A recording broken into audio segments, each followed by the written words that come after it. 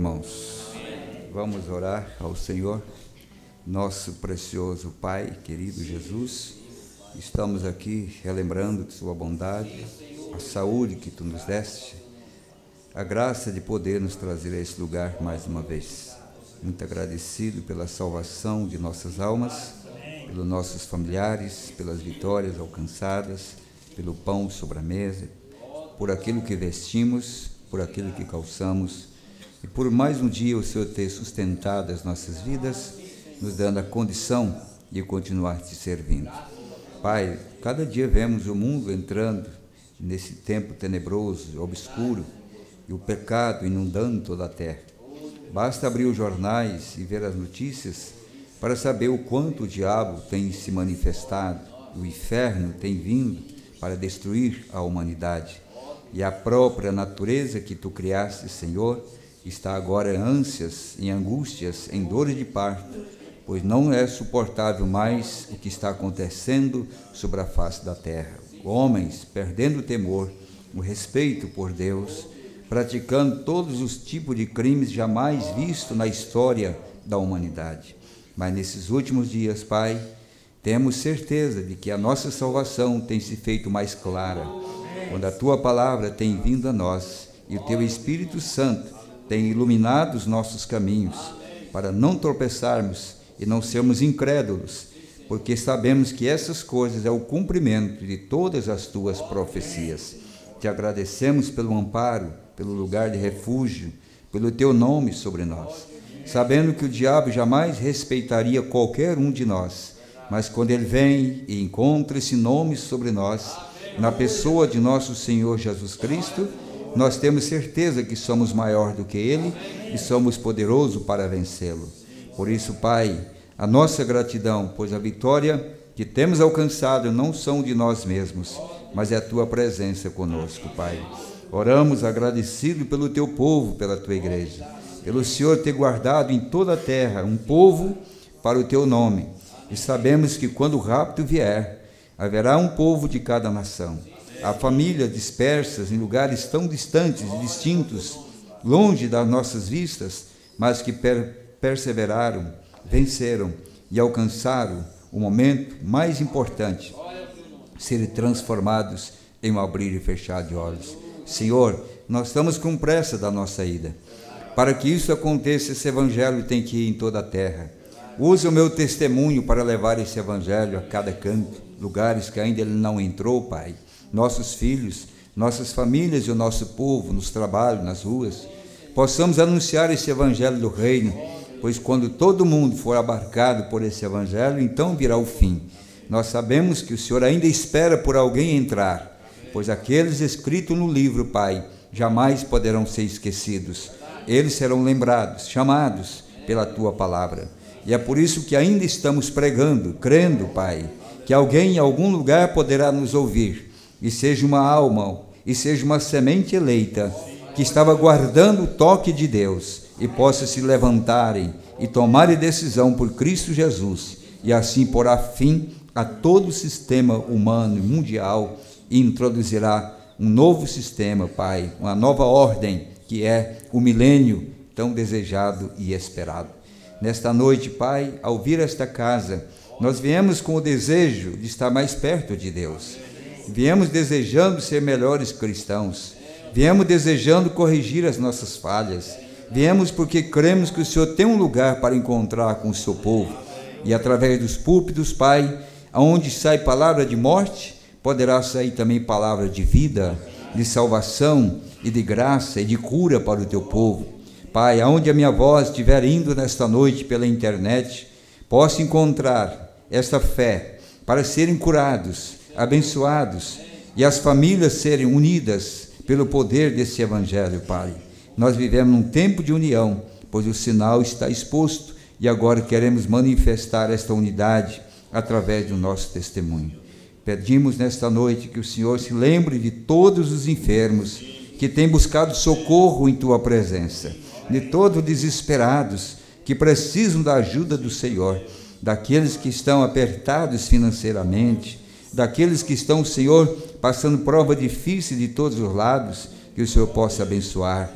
Oramos também, Senhor, por nossos jovens que estão terminando mais um ano de escola, que eles possam alcançar as notas, que possam passar de ano, Senhor, que possam entrar no descanso, nas férias, tendo passado de ano com boas notas, e que o Senhor possa ajudar nossas crianças a fazer isto como cristãos, Senhor, nunca colando, nunca copiando de outro, mas simplesmente com a habilidade dada pelo Senhor para alcançar essa vitória, sendo um testemunho na escola, por onde quer que vão, que o Senhor possa ajudar nossos jovens, adolescentes, nossos moços, nesse final de ano, Pai.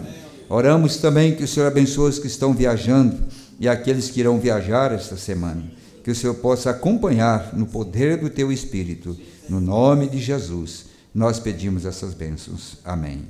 Pode assentar, irmãos, Deus abençoe. Temos que lembrar que muitos estão, ou alguns já estão viajando nesta oportunidade, e lembrar aqueles que estarão viajando que todo cuidado é pouco, toda prudência nesse tempo é necessário. É comprovadamente que é um tempo que tem mais bêbados nos volantes, principalmente nesse final dessa semana para a próxima semana, são muitas festas pagãs, e é claro que o paganismo traz a bebedeira, né? E isso vai para as estradas. Ore, tenha prudência, saia sem pressa, porque realmente, você olhar a estatística depois, vocês verão que muitos inocentes, que pessoas que não estavam nem praticando algum delito, morrem nas estradas pela imprudência dos homens injustos e do tipo de festa que eles estarão fazendo nesses dias. Então, você que tem que viajar, é férias, é para passear, deve sair sem pressa, sem horário para chegar, tranquilo, tiver que esperar, para que o final da viagem seja de alegria e não de tristeza, né? É bom lembrar, o homem sempre está esquecendo dessas advertências, mas é bom lembrar que é uma data importante para lembrar disso. Vocês que vão viajar, suas casas devem estar sob cuidado de alguém, protegidas, além daquilo que sabemos que Deus faz por nós, mas bem fechadas. Tudo que você puder fazer para guarnecer o seu lar, as suas casas, você deve fazer para que não tenham uma surpresa desagradável quando voltar. Tudo que vocês puderem fazer de segurança, façam, né? Como sempre a gente fala, o carro tem que estar no seguro, revisado, extintor de incêndio, tudo aquilo que a lei exige.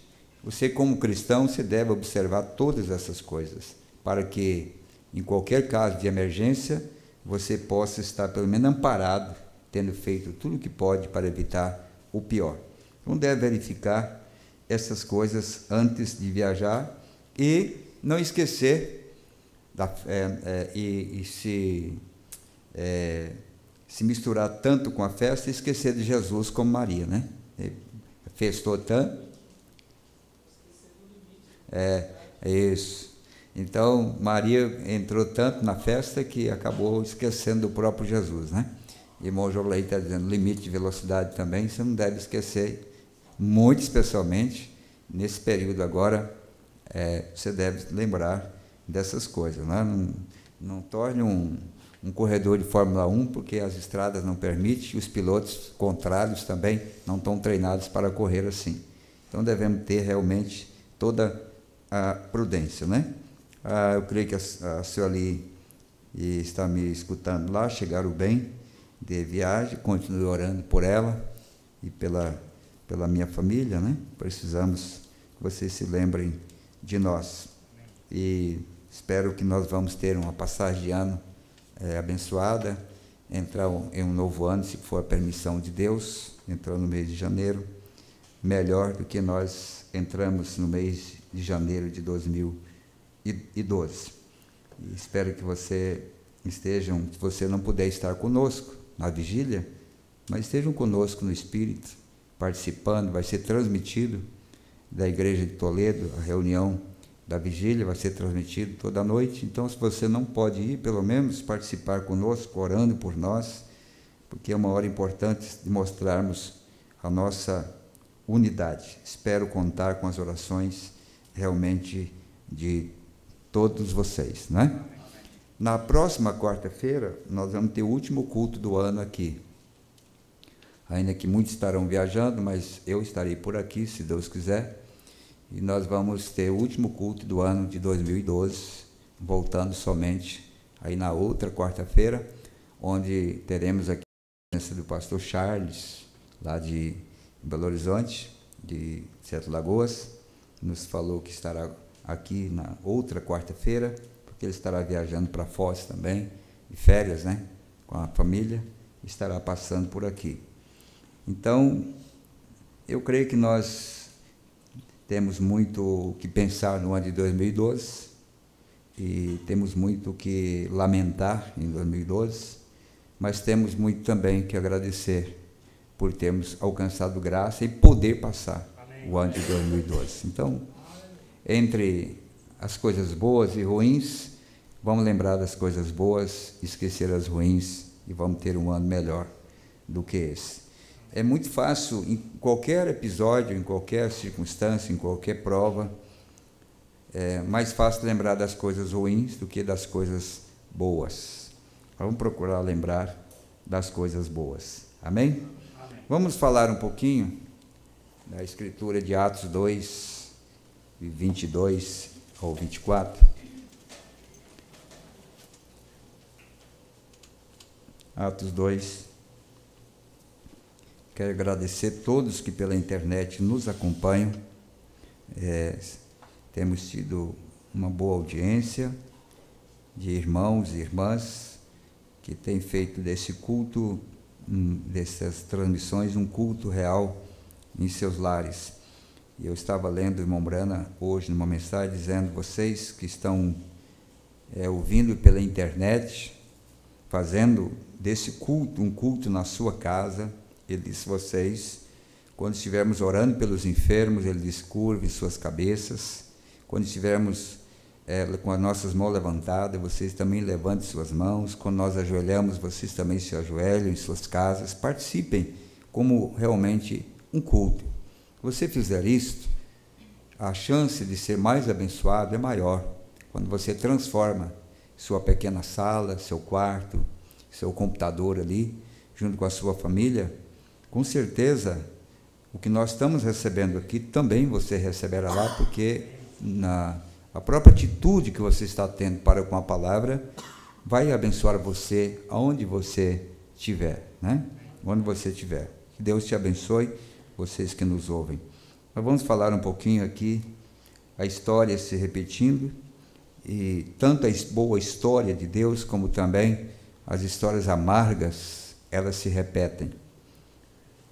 Atos capítulo 2, versículo 22. Varões israelitas, escutai estas palavras. A Jesus Nazareno, varão aprovado por Deus entre vós, com maravilhas, prodígios e sinais, que Deus por ele fez no meio de vós, como vós mesmo bem sabeis. Note bem isso aí. Pedro está dizendo que eles sabiam do que estava acontecendo e era incontestável o que Jesus fez no meio deles. Pedro está dizendo assim, olha, veja bem, e sinais que Deus por ele fez no meio de vós, como vós mesmo bem sabeis. Versículo 23. A este que vos foi entregue pelo determinado conselho e presciência de Deus, tomando-o vós, o crucificastes e matastes pelas mãos de injustos, ao qual Deus ressuscitou, soltas as ânsias da morte, pois não era possível que fosse retido por ela. Amém. Podeis assentar, irmãos.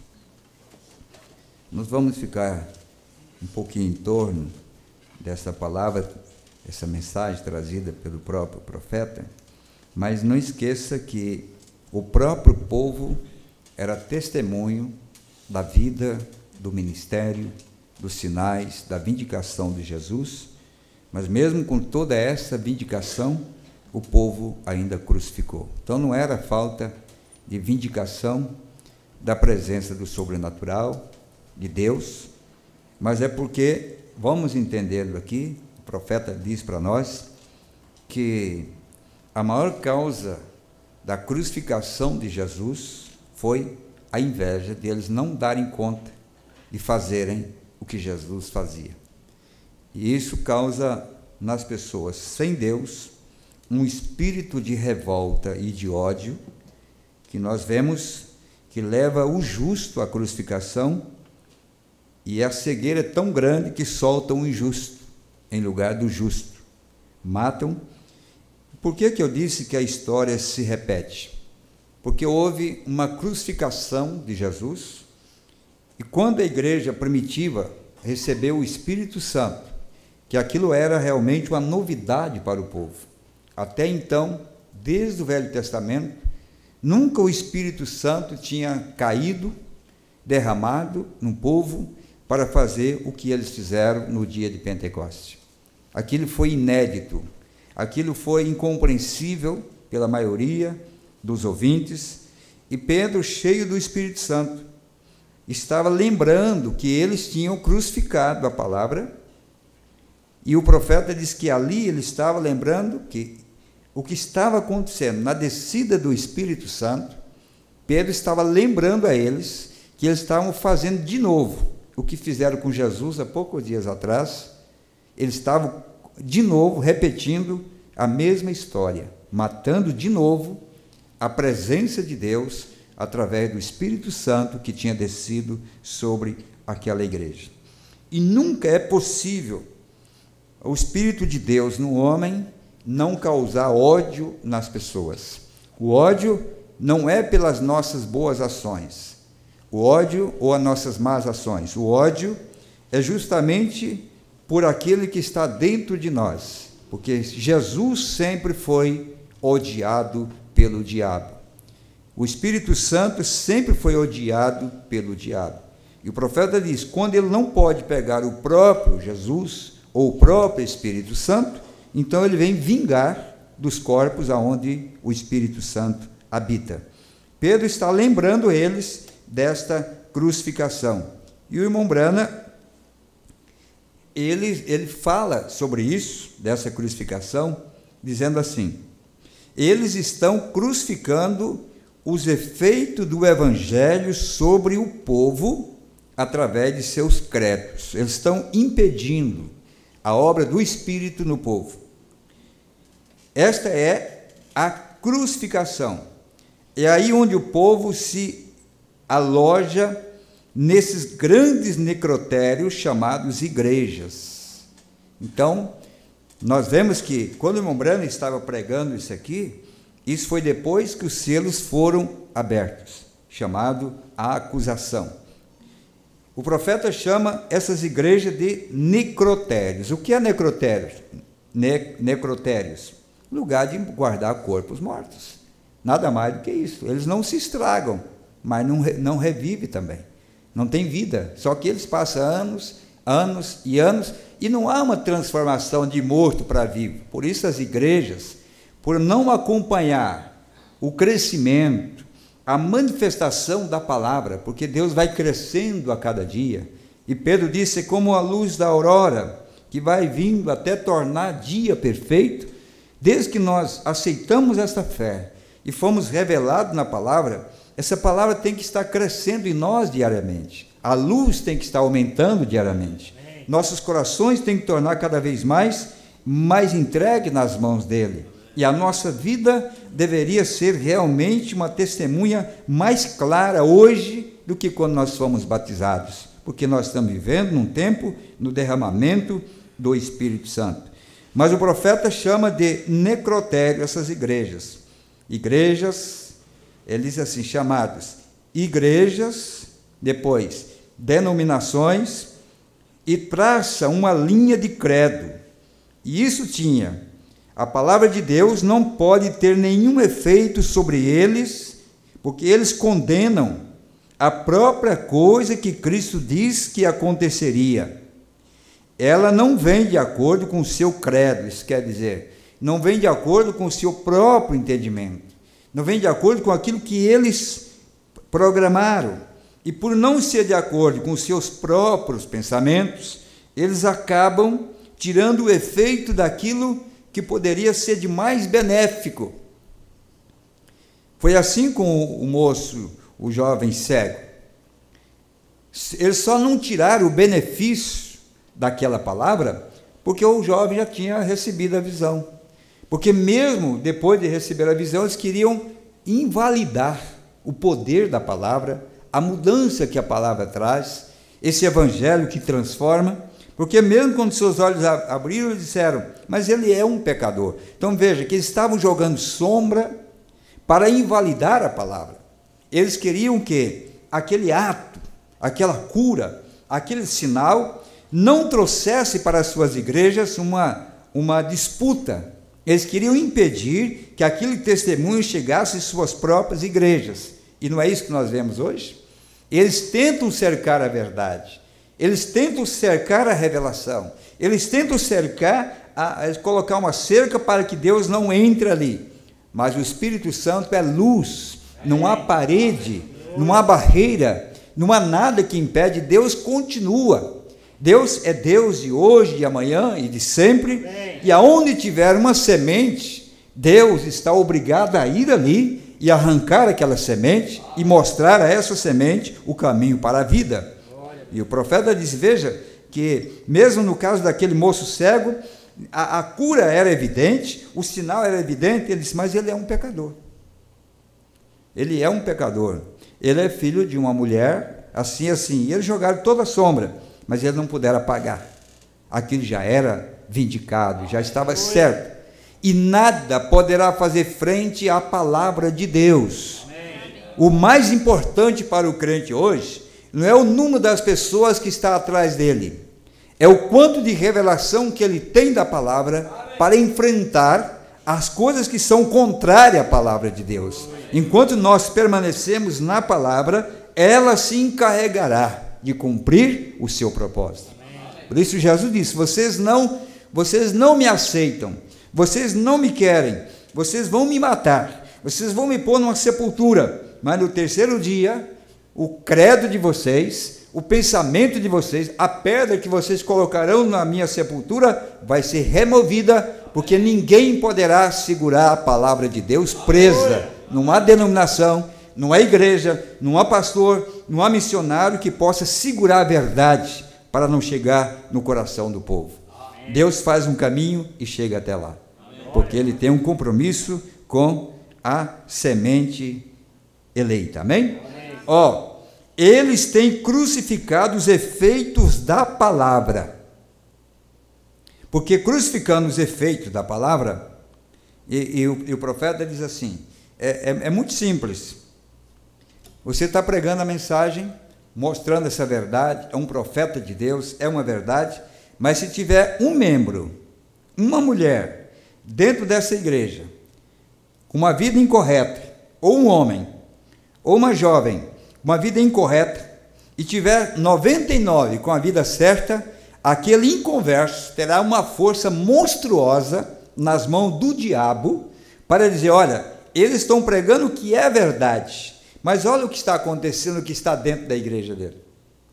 Porque eles jogam isso para tirar o efeito da palavra, pensando que se não há 3 classes de crentes, ou se não há o incrédulo no meio dos crentes, o próprio profeta advertiu que haveria, mas eles pegam isso e eles então tentam mostrar que isso não é verdade, porque existe um elemento, ou 2, ou 3, ou 10, eu não sei, mas que houvesse um justo, apenas a verdade continua sendo a verdade. E se não houvesse nenhum justo, a verdade ainda é verdade.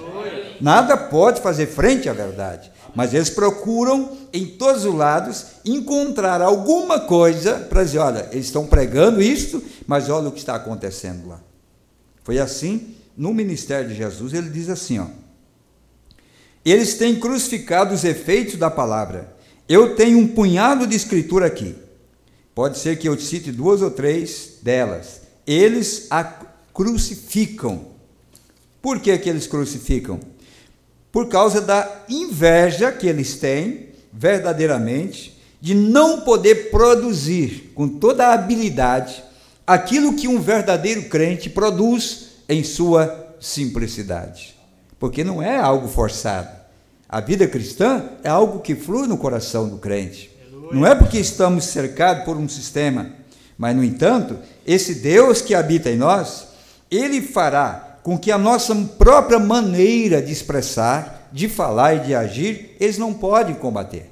Eles não podem combater porque o Espírito Santo nos dá uma marca, e essa marca ela não pode ser invalidada. Ainda que o profeta diz, olha, eles nos chamam de santos roladores. Ele diz, eu tenho o prazer de carregar esta marca, porque não invalida a presença de Jesus Cristo na minha vida. Não importa o que eles dizem. E quando o homem trata de tirar isto da Bíblia, ele crucifica os efeitos do Evangelho para aquela congregação. Para aquela congregação. Vamos pegar o caso da mulher adúltera, que foi pego no ato do adultério. Quantas pessoas queriam apedrejar aquela mulher? Começando pelo sacerdote, do maior até o menor. Era assim ou não era? Havia um menor com pedra na mão. Onde que eles aprenderam aquilo? É porque eles ouviam em suas sinagogas, e eles jogaram sombra na vida de Jesus em suas igrejas. Então os membros estavam inspirados, incitados pelos próprios sacerdotes. Por que nós vemos essa guerra na internet, de membros contra membros? Se nós olharmos a fundo, esses membros são incitados pelos seus líderes, como aqueles saduceus, sacerdotes, rabinos, incitaram aquelas crianças a pegarem pedra e jogar naquela mulher. Aquilo não começou propriamente daquelas crianças, daqueles jovens, é porque eles tinham como exemplo o sacerdote. Por isso, aquilo que você fala na plataforma, aquilo que você prega da plataforma, aquilo é vida ou é morte. Aquilo é vida ou é morte. Porque aqueles estavam agindo exatamente como seus líderes agiam. Mas qual foi o exemplo de Jesus? Qual foi o exemplo de Jesus? Não é? Veja, nós estávamos falando agora no caminho com o Neville. Veja as expressões que o profeta usava e que o próprio Jesus usou. Quando o irmão Brana falava assim, a trindade é do diabo. Nós sabemos que a trindade é uma doutrina diabólica. É verdade ou não é verdade? Nós sabemos que ela veio do fundo do inferno. Não é isso? Mas quando ele fala da Igreja Católica, o irmão Brana não usou essas expressões. A Igreja Católica é do diabo. A doutrina dela é do diabo. Mas lá dentro tem pessoas que devem ser respeitadas como seres humanos. Há pessoas dentro da Igreja Católica Romana que, quem sabe, nunca falou uma palavra tão dura quanto os escolhidos de Deus, como algumas pessoas que estão na mensagem têm falado contra ministros, contra irmãos e contra famílias. Há pessoas lá dentro que estão amarrados pelo sistema católico, e sabemos que essa doutrina veio do fundo do inferno, mas tem uma postura. Sabe por quê? Porque você, como crente, e eu como cristão, como crente e como um pastor, muitas vezes nós temos pessoas no mundo, gerente de loja, pessoa no bairro, que te reverencia muito mais do que alguns crentes que moram ao lado de você. Então, você tem que saber o que você está falando, porque vamos usar a expressão de Jesus nas horas mais angustiantes. A expressão de Estevão, na hora mais angustiante, ele estava provando que ele tinha a terceira puxada. Estava provando que o sétimo selo tinha aberto para ele, que era Cristo na vida dele, era o amor divino, que quando os seus próprios acusadores o tomaram para apedrejar, ele não teve palavra para revidar aquilo. Agora, nós encontramos, quando foi dito do profeta, na mensagem, a restauração de uma árvore noiva, quando falou aquela poesia, aquele poema sobre o irmão Brana, ele era um homem brando, um homem humilde, um homem simples, e ali muitas características do homem de Deus, que acompanhava o irmão Brana, mas ele não era assim quando se tratava do pecado. Quando se tratava de pecado, ele era um gigante, ele era um leão, ele era um herói, ele era poderoso. porque ali estava se tratando contra um inimigo chamado Satanás. E o profeta está dizendo que esses efeitos do evangelho está sendo tirado diante das congregações por quem? Por seus próprios líderes. Estão tirando o efeito.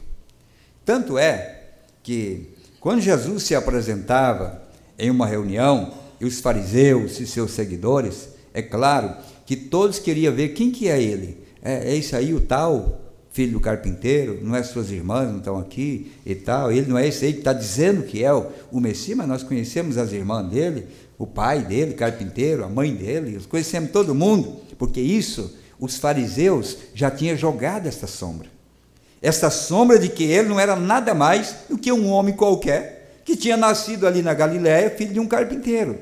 A congregação estava preparada para matar a Jesus.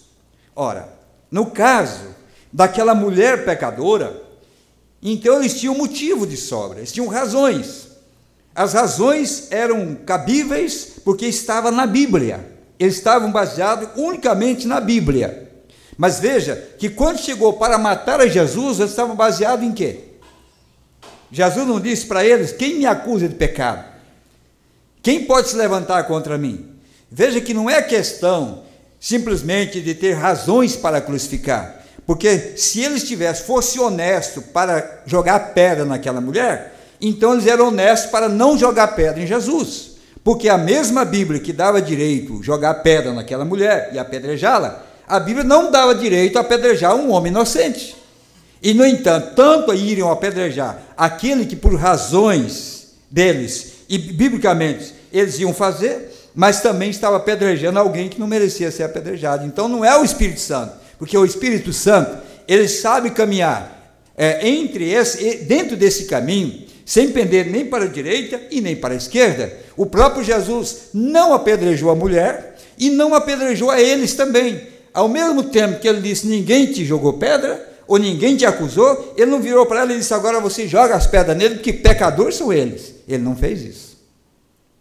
Então, ser cristão é quando nós olhamos para a Bíblia e vemos o que essa Bíblia está causando nas nossas vidas, a diferença da nossa postura, a diferença da nossa maneira de ser diante dos problemas que surgem, como que nós temos nos conduzido aqui. Vamos mais um pouquinho. Diz o profeta aqui. Ele diz assim, olha, eles fazem isso porque trazem de volta o velho provérbio novamente. O homem sempre louva a Deus pelo que ele tem feito, olhando para o que ele faria e o que ele fará, e ignorando o que ele está fazendo e sendo condenado por isso, o que ele está fazendo hoje. Vocês veem?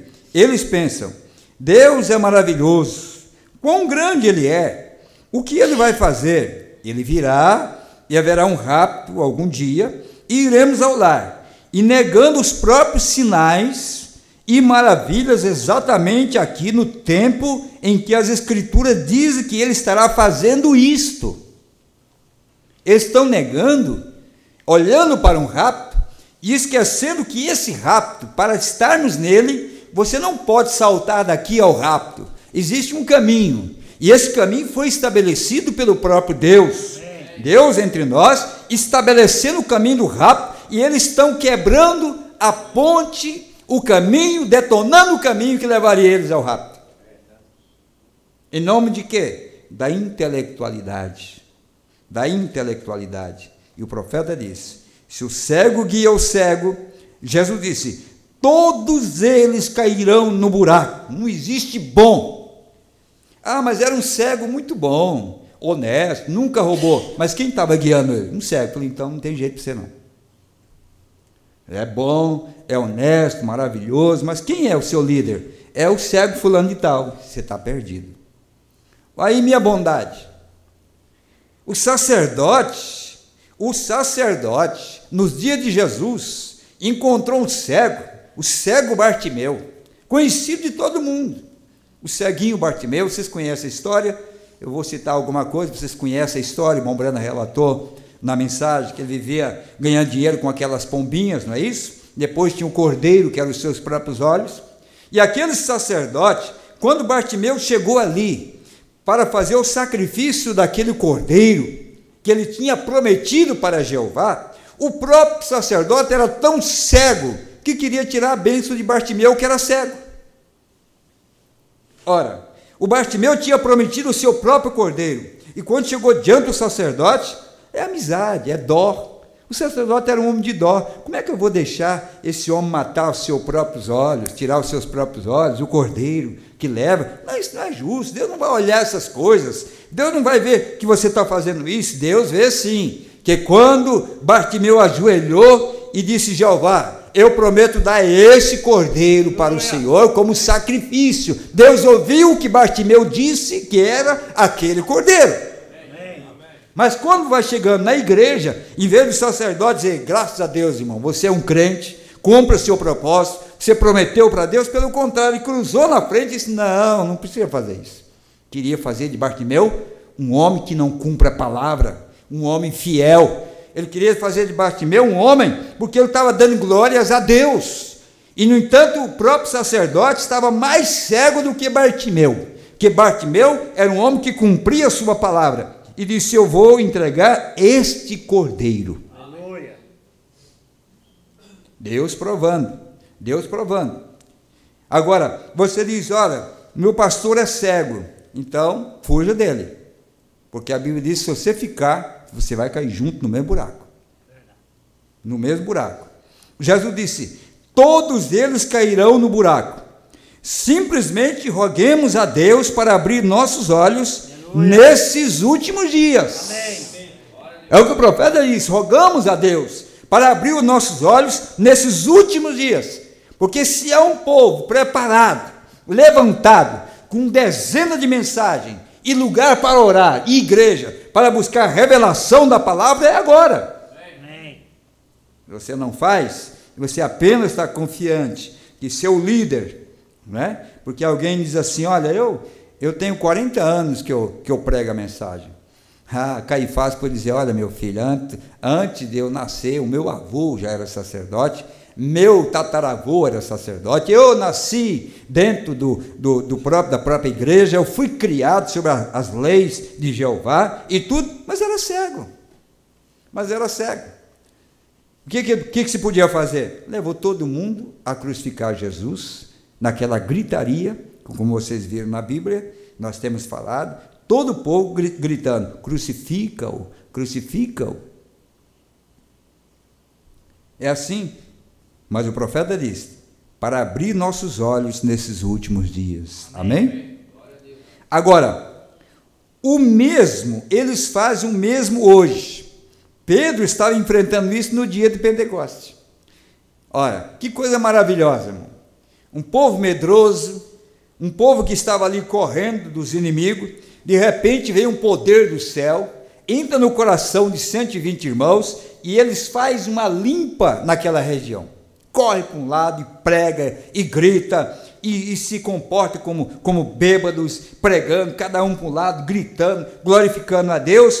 Aí vem o salva-pátria, vem aqueles que querem salvar aqueles crentes que estão vivendo um fanatismo. Os crentes que estão vivendo um fanatismo e vêm: temos que ter cuidado, o que é isto? Eles estão loucos, isso é fanatismo. Mas Pedro disse: não, eu vou mostrar o que é isso. Isso aqui é o Espírito Santo, que foi prometido em Joel, e nós somos os participantes dessa Bíblia, dessa promessa. Quando diz que é falso, nós temos que levantar e dizer: não, isso aqui o profeta já disse em 1963, que haveria um avivamento na terceira etapa, um avivamento do Espírito Santo na terceira etapa. Agora, se nós somos taxados de fanáticos por isso, vamos levar esse rótulo, nós vamos levar com gratidão em nossos corações, porque sempre foi dessa maneira. O profeta diz que esse avivamento viria com a abertura da palavra, com a terceira etapa, que viria esse grande avivamento. Mas para quem? Quantos ficaram de fora do aposento alto? Mas Pedro disse: vocês estão enganados, vocês estão matando de novo a Jesus. Sabe por que vocês estão matando? porque ele disse, eu vou e venho para vós. Amém. E ele veio no dia de Pentecostes. Vocês querem acabar com ele agora de novo? Acabaram com ele na cruz. Ele voltou sobre nós e quer acabar com ele de novo? Não, isso aí é a promessa de Joel. É a promessa de Deus para nós. Amém. É o que eles querem fazer. Vejam o que o profeta diz. Ele diz assim, eles negam e crucificam o mesmo Deus hoje, por não conhecê-lo. O mesmo por não conhecê-lo.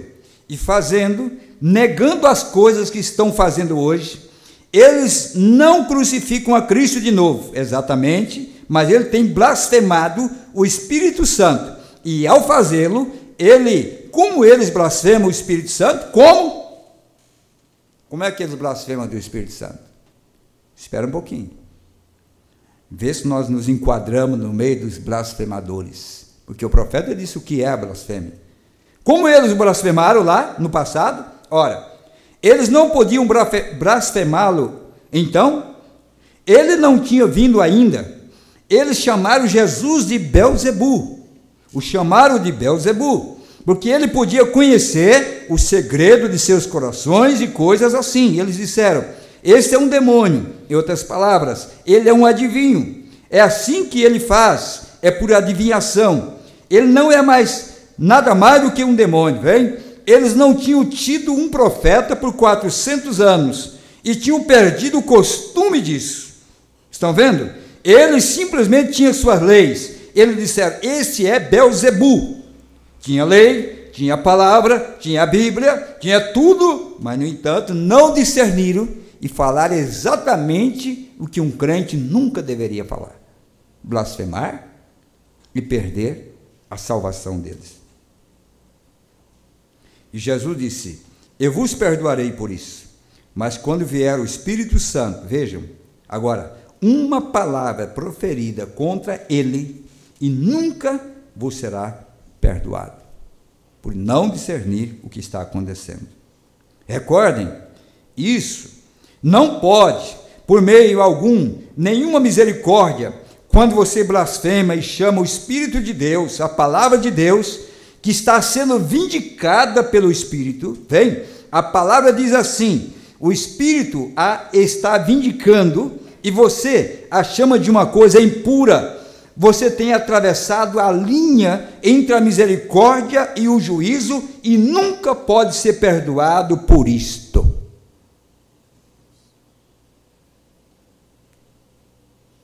Veja bem, o que é a blasfêmia do Espírito Santo?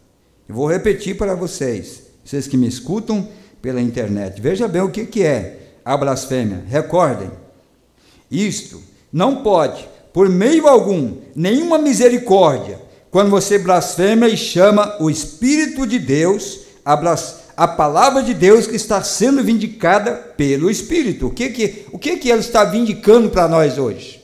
Se não é os selos, a abertura da palavra, a vindicação de que os mistérios foram abertos. Vem? A palavra diz assim, o Espírito a está vindicando, e você a chama de uma coisa impura, você tem atravessado a linha entre a misericórdia e o juízo. Aí, nós chegamos à conclusão que a misericórdia terminou. Terminou para quem? Para quem atravessou esta linha, que nunca deveria ter atravessado. Então não há misericórdia mais. E nunca pode ser perdoado. Esta é a razão porque eu acuso essa geração de culpada de estar crucificando, blasfemando o Filho de Deus, manifestado, veja bem, crucificando o Filho de Deus aonde? Lá. Aonde que eles estão crucificando?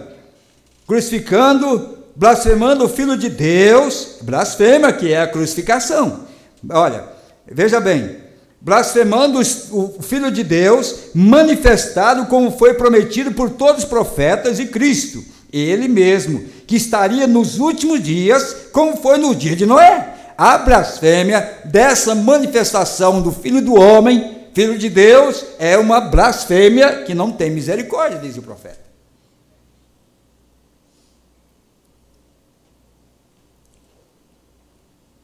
No dia de Sodoma, o que estava lá? Não era o Filho do Homem? E o profeta disse, se blasfemar, dessa manifestação hoje, eles não há misericórdia. Blasfêmia com a qual eles crucificam para o povo o Filho de Deus novamente. Agora veja bem, sua vindicada palavra, uma palavra contra ela, nunca poderá ser perdoada. Amém? Amém. Então veja o perigo, irmão. Se há um tempo de ser selecionado pela palavra, a palavra hoje é o divisor de águas, nós devemos saber de que lado nós estamos. Porque não tem como você ser um cristão e não proferir através da sua palavra, e não tem como você ser um homem que atravessou a linha da misericórdia e também não falar isso. Ele perdeu o respeito pela presença de Deus e não ama nem sequer a sua própria alma. Agora, nós pensamos que são coisas grandes que nos tiram da presença de Deus. Aquela mulher no culto do irmão Brana falando de mulher de cabelo cortado, pintada, toda aquela coisa, ela levantou, sacudiu o vestido e disse assim: se a minha vaca aceitar essa religião do Billy, eu mato ela. O que aconteceu? Eu acredito que nem Billy tinha escutado aquilo, mas Deus tinha escutado. Amém. Levantou, 2 horas depois ela estava lá no hospital, clamando por quem? Aonde estava a misericórdia? Se a misericórdia estivesse só na parte de Deus, poderia ter alcançado, mas a misericórdia estava em quem ela tinha ofendido, e Deus estava ali na plataforma, em um homem chamado William Brana, um profeta, um pregador, e quando ela fez isso, desagradou a Deus no céu, e 2 horas depois, um mal lhe acometeu, e ela foi para o hospital, e ela estava morrendo, gritando o nome de quem? De Jesus? O nome de Deus? O nome de quem que ela estava gritando? O nome de Billy, o nome de William Brana, porque ela sabia que Deus estava naquele homem, ela sabia que Deus estava ali, por isso quando ela estava morrendo, ela gritou para, olha, chame ele, gritando, chame ele, socorro, chame ele, e o profeta mostrou que ele tinha a terceira etapa, mostrou que ele tinha misericórdia, mostrou que ele tinha graça, porque ele saiu correndo ali e foi para ver se salvava aquela mulher que estava morrendo no hospital, que tinha acabado de falar mal da igreja. Ele provou, ele foi atrás quando ela gritou.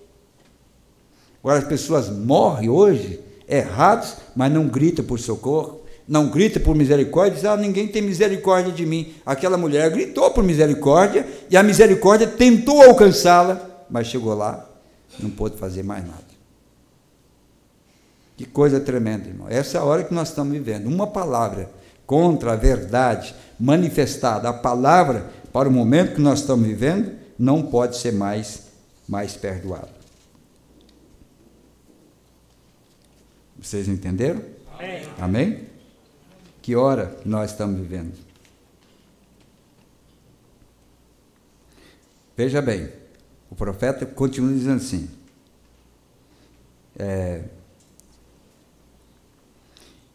e o Espírito Santo, hoje, não é a terceira pessoa, ele é Deus, ele mesmo, manifestado em carne humana. Mensagem, a acusação. O Espírito Santo hoje não é a terceira pessoa, é Deus. Ele mesmo manifestado em carne humana. Amém? Onde é que nós vamos, se não é verdade isso? Em carne humana.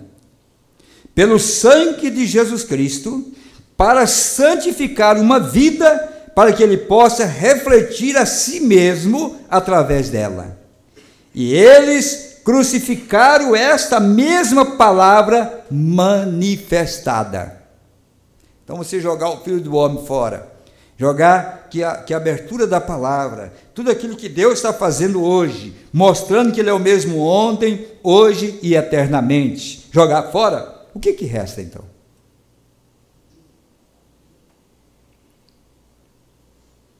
Agora, vamos aplicar certo a palavra.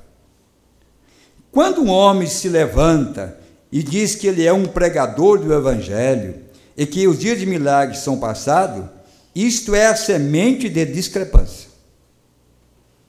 Amém? Amém. Agora, o que está em evidência nesse dia? Naquele dia, eles estavam levantando contra milagres. Estava acontecendo os milagres, e milagres, e milagres, mas levantavam os pregadores para contestar aquilo que estava sendo vindicado pela palavra. O profeta diz, semente da discrepância, da discordância, é pregadores.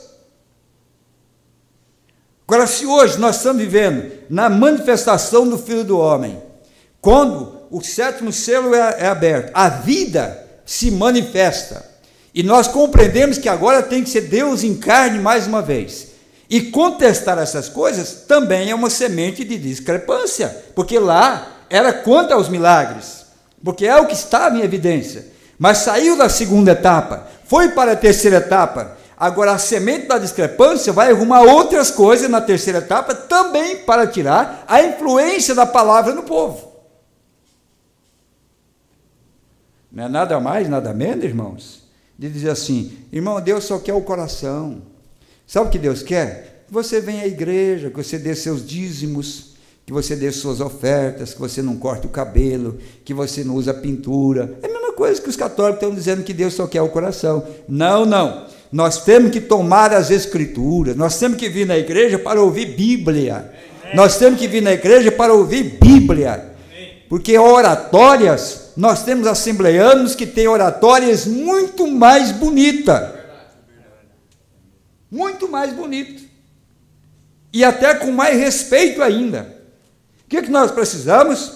Que como Pedro, eu não sou muito inteligente. Pedro era nada. O homem não sabia assinar o seu nome. Mas uma coisa ele sabia, onde é que estava escrito que era a promessa para ele. Ele sabia onde é que estava. Quem sabe nós não sabemos muito, mas pelo menos a promessa a meu respeito, eu tenho que encontrar onde ela estava. Porque quando disseram, Pedro, vocês estão loucos, fanáticos, ele disse, nada disso. Eu sei que isso é para mim, é Joel 2,28. Ele foi exatamente em cima das escrituras e o diabo teve que baixar a cabeça. A igreja tem que saber a promessa dela para hoje, porque para ontem já passou, para o futuro ainda virá. Mas hoje, qual é a promessa para nós hoje? É Deus se manifestando em carne, é uma igreja casando-se com Cristo, é uma igreja amadurecida, é a pedra de coroa descendo, é os mistérios sendo revelados. Essa é a profecia para nós. Ou então nós vamos ficar apenas olhando e dizendo, olha, irmãos, está bem assim, irmã, continue assim, você vem à igreja, você tem uma vida boa, né? Quem sabe foi o que Deus disse para Noé. Noé, sai em toda a vila por aí, toda pessoa de vida boa, honesta, todo casal que vive aí bem, tem seus filhos, põe tudo dentro da arca. Não, eles tinham que ter uma vida boa, mas eles tinham que ouvir a voz do profeta. Eles tinham que entender que aquela era a voz da salvação para eles, e entrar na arca, Nós temos que ouvir a voz do profeta, como muitos ouviram a voz de Noé por 120 anos, mas morreram. E muitos têm ouvido a voz de irmão Branham por 40 anos, 50 anos e vão morrer. Como morreram nos dias de Noé. Tem um povo que diz, qual é a arca hoje? A palavra. Temos que entrar na palavra. A palavra tem que entrar em nós. Se vós estiveres em mim e eu estiveres em vós, pedirei tudo que quiser e vos será feito. Esse é o ponto máximo que nós precisamos chegar nessa terra, entrar em Cristo, Cristo entrar em nós, e que não sejamos nós, como disse Paulo, não vivo eu, mas agora Cristo vive em mim. É o nosso objetivo, é chegar lá. Mas diz o profeta, veja bem, isso é uma semente de discrepância, porque eles estavam combatendo a cura divina, os milagres no dia de Jesus.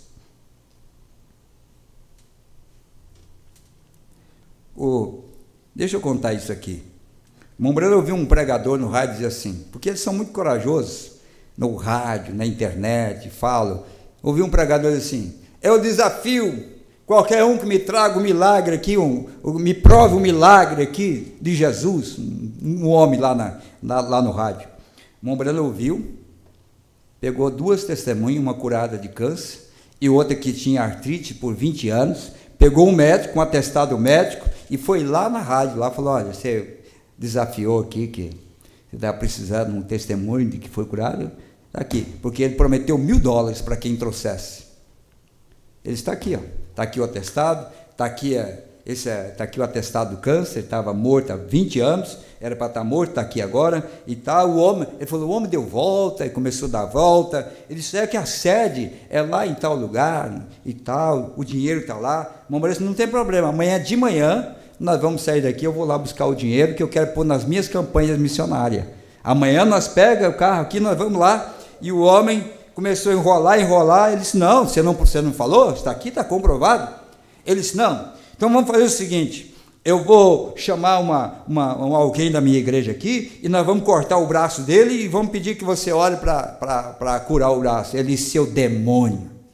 O profeta disse, seu demônio, seus falsos. Eles querem contestar uma coisa que é verdade, mas por inveja. Sabe por quê? Eu garanto, irmão, que se ao invés do evangelho que veio naquele dia por um Pedro sem letra, sem letra, por um João, se tivesse sido filho do Sinédrio, o filho de Caifás, ou um doutor, um arrogante, toda a Palestina ia aceitar Jesus. Mas Deus tem um paradoxo, não é para quem quer. Ele tem que esconder dos sábios, inteligentes, ele tem que revelar aos pequeninos. Porque ele pegou ninguém que não valia nada. Se ele tivesse pegado lá, não, vamos pegar logo o doutor fulano de tal, da igreja fulana, e ele realmente tem uma formação, veio de uma boa família, é claro. Agora, está vendo, fulano creu. Mas nem isso eles quiseram, porque Jesus tentou pegar o moço rico lá para ser um exemplo, não serviu, não tinha semente, mas Pedro tinha. Amém. Olha aqui, ó. Então eles estavam contestando. Quando um homem se levanta e diz que ele é um ministro, um pastor de uma igreja, de algum lugar, e não crê que Jesus Cristo é o mesmo em cada detalhe, agora presta atenção nisso aqui, ó, exceto no corpo físico. Aí que está. Não no corpo físico, mas ele é o mesmo em cada detalhe, menos uma mínima coisa, que não pode ser, ele não é o mesmo no corpo físico, porque o corpo físico está esperando para encontrar um povo num rapto. Aleluia.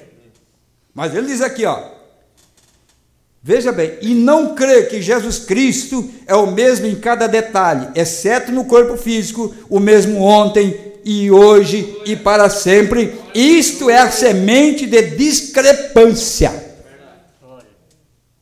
Pronto. Quem disse isso foi o profeta, na mensagem, a semente da discrepância. Quando ele diz que milagres e a era apostólica passaram, isso é semente de discrepância. Quando eles dizem, não há tal coisa como cura divina, isso é semente de discrepância, e o mundo está cheio disso. Isso comprime e sufoca o trigo. Se fosse o joio, mas não. Misericórdia. O profeta diz que essas coisas, esses debates, essas coisas que fazem para invalidar a palavra, jogar sombra ou tirar a validade da palavra, está sufocando o trigo, não o joio. O joio já está morto. Mas eles se levantaram para sufocar o trigo. Mas quando a grande máquina vier, vai separar o joio do trigo. Amém. E o trigo vai para o celeiro. Aleluia. E o profeta diz, já podemos até escutar o barulho da grande colheitadeira de Deus. Aleluia. Separando, porque é o que está sufocando é o trigo. Pessoas honestas, que querem a verdade, quer uma vida melhor, quer servir a Deus, quer ver a vida de Cristo fluir através deles, que é algo que possa mudar as suas vidas, transformar os seus corações, e eles estão tirando o direito, porque a luz cresceu. Eu posso entender, irmão, que na era de Lutero, alguns luteranos ferrenhos, luteranos fiéis, que combateram ao lado de Lutero, combateram ali, seus filhos vieram, e quando chegou Wesley, eles disseram assim, não, que é isso? Eu vou ficar com meu pai aqui, que foi auxiliar de Lutero, um homem que batalhou, caminhou, lutou pela verdade. Agora surge um tal de Wesley aí, um negócio de santificação. Não, eu sou prova que meu avô foi auxiliar mão direita de Lutero. Por que nós vamos sair de lá? É a mesma coisa hoje. Eles não querem uma luz maior. Eles querem permanecer na velha luz. E sabe o que acontece? O profeta diz, a lamparina, os mais velhos aqui sabem o que é lamparina. Eu não sou tão velho, mas foi até os meus 13 anos, foi luz de lamparina mesmo. E você colocava o querosene, ficava aquela luz, e o pavio vai sujando de carvão, não é verdade? Vai sujando de carvão, e tem hora que a mãe tinha que ir lá, minhas irmãs tinham que ir lá e bater o carvão, senão não clareava nada. Sabe o que está tornando? Carvão demais, viu, irmão? Muito carvão, pouco fogo. É hora de chacoalhar para ver se essa luz brilha um pouco mais. Se é que ainda tem querosene na lamparina, porque algum não tem mais não. Está queimando é o pavio agora. Você sabe que vai chegar no ponto que se você não pôr querosene, queima o pavio, aí você não tem nem pavio e não tem fogo, não tem mais nada. Mas enquanto tiver pelo menos o querosene, o pavio conserva ali. É o que nós estamos vendo. Tem gente aí que não tem pavio mais, não tem mais nada, nem lamparina. Acabou. Por quê? Porque eles não querem que a luz continue. Eles não querem continuar adiante. E é sempre assim. Aquilo que Deus está fazendo no presente só pode ser entendido pelos eleitos de Deus. Porque eles não têm a sua própria mente. Eles conhecem que Deus sabe como fazer todas as coisas. Vamos ficar em pé. Ia falar aqui em Hebreus 10, né? Aqueles que conheceram a verdade e voltaram atrás, Mombrana fala sobre isso, crucificam de novo a palavra, porque é uma profecia que a palavra seria crucificada de novo. Quando Mombrana pregou a acusação, ele não estava falando simplesmente porque ele estava agoniado contra os pregadores. Está na Bíblia, porque ele diz assim, só para você entender, porque é impossível que os que já uma vez foram iluminados, e provaram o dom celestial, e se fizeram participantes do Espírito Santo, e provaram a boa palavra de Deus, e a virtude do século futuro, e recaíram, sejam outra vez renovados para arrependimento, pois assim quanto a eles, que de novo crucificam o Filho de Deus. Quem que é o Filho de Deus? É Cristo ou não é Cristo? Amém. Não Jesus, mas o Filho de Deus. Amém. Porque Jesus já tinha sido crucificado. Agora ele será crucificado também no Filho de Deus, que está vivendo num povo, passará também por uma segunda crucificação. E o expõe ao vitupério. Está em Hebreus, eu creio que é o capítulo 10. Que Deus nos ajude a nós reconhecer o momento que nós estamos vivendo e termos temor daquilo que falamos, das nossas ações, porque poderá nos colocar além da nossa recuperação espiritual por deixar de lado o mais importante daquilo que Deus está fazendo no nosso presente. Amém? O irmão Ademir e família nos ouviram em Toledo, como também o irmão Otávio e a irmã Nair, Evair Machado, irmã, eu creio que é irmã, né? Evair Machado, lá de Boa Vista do Sul, no Rio Grande do Sul. Obrigado pela sua carta, irmã, Deus te abençoe. Recebemos a sua cartinha, e se Deus permitir, no mês de janeiro nós vamos fazer uma visita no Sul, e Deus permitindo, vamos passar por perto de vocês aí. O irmão Elifas e a irmã Mônica, em Macaé, a irmã Esther Salvador, em Toledo, a irmã Aparecida, a irmã Zilda, em Cosmópolis, a irmã Ana Lídia, em Gravataí, no Rio Grande do Sul, o irmão Marco, a irmã Vânia, a irmã Sueli Maia e os meus netos também estão nos ouvindo, a irmã Rosane, em Novo Hamburgo, Rio Grande do Sul, irmão Lázaro, irmão Júnior, em Itajaí, a irmã Guiomar e a irmã Maria, em Guaíra, irmão Aniele Ieque, é Ieque, viu? Ieque, em Igrejinha, Rio Grande do Sul, irmão Josias de família em São Paulo, irmão Aquiles também, sobre do irmão Josias em São Paulo, irmão Ricardo, irmã Esther, irmã Ágata, irmã Estevão em Belo Horizonte. Eu creio que irmão Ricardo me escreveu também uma cartinha, eu não sabia identificar de onde que eram. Irmão Ricardo e irmã Esther, Deus abençoe vocês, lá de Belo Horizonte. Irmão Eli, Ivandro Mateus, Alessandra, em Pato Branco, terra do pastor Maurício. Também a irmã Tassiana, Thalia e Amanda, também em Pato Branco. Irmão Sandro e família em Vera Cruz do Oeste. Amém? Se para o próximo ano agora, eu gostaria que nossos ouvintes participassem e nos dissessem quantas pessoas estão nos ouvindo junto. Vamos ver se a audiência é maior do que está aqui. Hoje nós temos aqui quantas pessoas, irmão Miguel? Contou? 42. Muito bem. Vamos ver. Hoje nós temos 42 pessoas na igreja e temos aqui mais ou menos 230 bancos vazios. 42 bancos com pessoas. Vamos ver aqueles que estão nos ouvindo a partir de janeiro. Se você puder comunicar, olha, eu e minha família, nós estamos em tantas pessoas ouvindo esse culto. Nós queremos fazer uma média de audiência através da internet, porque nós estamos investindo e procurando o melhor para que nosso povo que nos assistem tenha uma boa transmissão, uma boa imagem e um bom áudio também. Gostaria que vocês participassem desta pesquisa. Deus te abençoe. A irmã Ellen da Cruz pede oração por uma infecção de ouvido, oração por Glessi e família, oração por Sara Mendes por motivo de viagem. E não haverá culto aqui no dia 29 e 30 desse mês. O último culto será na próxima quarta-feira, se Deus quiser. Amém? Vamos orar, vamos colocar nas mãos de Deus esses pedidos e vamos voltar para casa. Pai celestial e querido Deus, estou agradecido pelo Senhor ter nos ouvido, nos abençoado, nos trazido até aqui. A nossa voz não está tão autêntica como deveria, cansada muitas vezes, mas o Senhor não olha para nós pelo timbre da nossa voz, mas pela sinceridade dos nossos corações. E eu oro em nome de Jesus Cristo, que essas pessoas enfermas sejam alcançadas, abençoadas, que essas enfermidades que têm desafiado a nossa fé, receba a sua ferida mortal nesta noite, pelo nome precioso de nosso Senhor Jesus. Satanás sabe que esse nome é poderoso.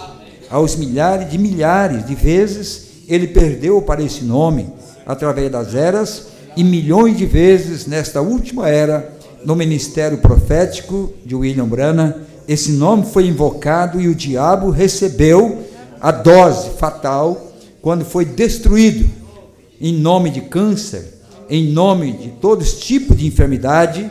Quando esse nome era invocado, a enfermidade se ia e a saúde era recuperada. Eu creio, Pai, no mesmo Deus de William Branham, cremos no mesmo Deus de Paulo, cremos que Jesus Cristo é o mesmo ontem, hoje e eternamente, e cremos que aquilo que Ele fez ontem, Ele é capaz de fazer agora, em nome de Jesus. Dê saúde para essas vidas, dê vitória para essas vidas, e abençoe cada pedido aqui, Pai, seja por viagem, seja por agradecimento, que o Senhor possa ouvir cada um e abençoar. Queremos voltar aos nossos lares regozijantes, consciente desta vitória, em nome do Senhor Jesus Cristo. Receba a nossa gratidão para a glória do teu santo nome. Amém, Jesus. Amém.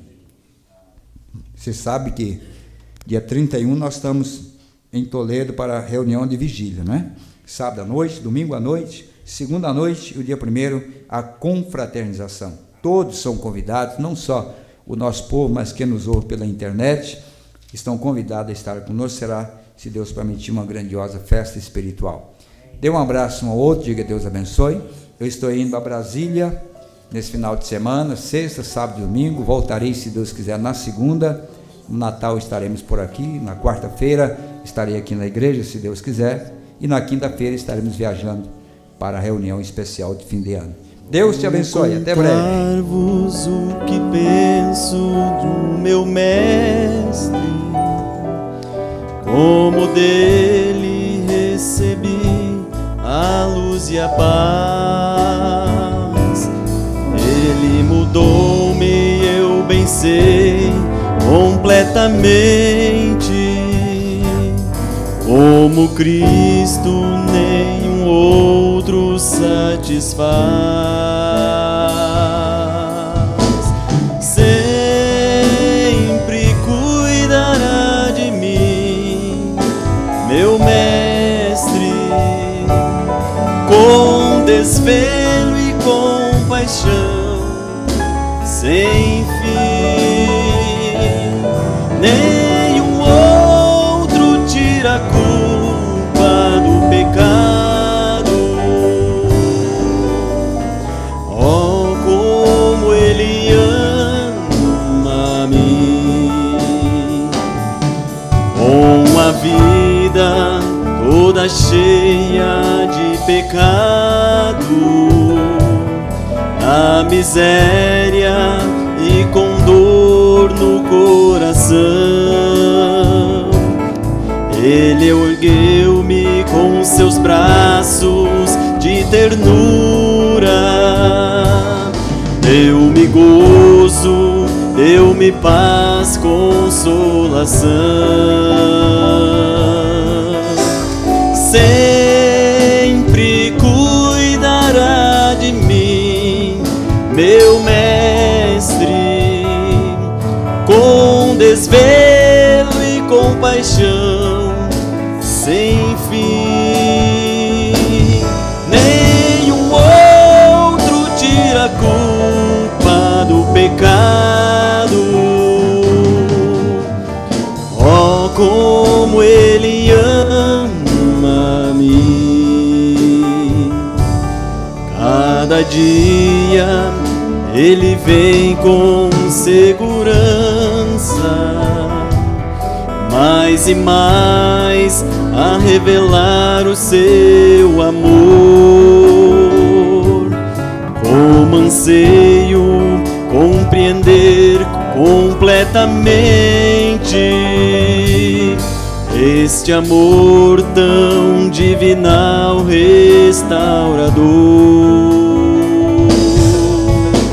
Sempre cuidará de mim, meu mestre, com desvelo e compaixão sem fim. Nenhum outro tira a culpa do pecado. Oh, como Ele ama a mim. Meu maior desejo agora é amá-lo, proclamar o que Ele fez para me salvar, e cantando esse amor inigualável, espero em Deus a minha vida continuar. Sempre cuidará de mim, meu mestre, com desvelo e compaixão sem fim. Nenhum outro tira a culpa do pecado. Oh, como Ele ama a mim. Nenhum outro tira a culpa do pecado. Oh, como Ele ama